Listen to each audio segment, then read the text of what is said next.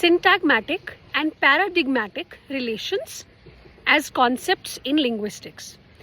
सबसे पहले है syntagmatic relations. क्या होते हैं?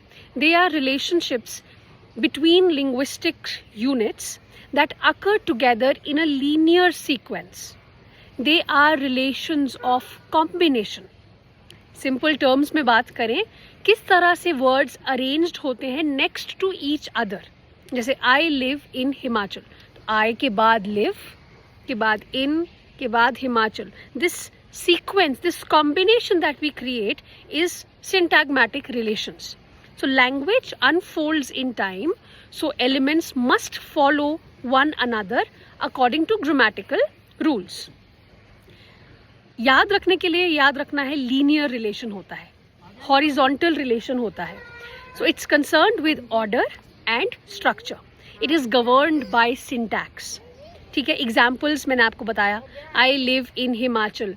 The cat sat on the mat. Cat plus sat, ये आ गया आपका syntagmatic chain.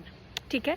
नेक्स्ट आता है आपका paradigmatic relations. Now paradigmatic relations are the relationships between linguistic units that can substitute for one another in a given context. They are relations of choice. Remember, ऊपर linear था, ये vertical choice है. जैसे in simple terms, what could replace a word in a sentence? If I am saying I live in a house, can I replace the word house with some other words? Do I have choices of other words to replace? I do. I live in a home. I live in a palace. I live in a hut. बहुत सारे words हैं. तो ये vertical relationship है. It is concerned with selection. Syntagmatic is concerned with combination.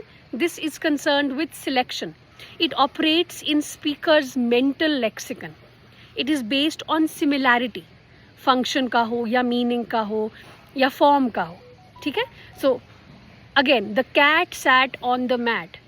और paradigmatic alternatives, dog, child, boy. ठीक है? Paradigmatic alternatives for sat, the cat lay on the mat, the cat slept on the mat, the cat jumped on the mat. Only one choice is selected from a paradigm at a given time. So this is paradigmatic relation. Saussure linguistics में इनकी बात करते हैं. ठीक है?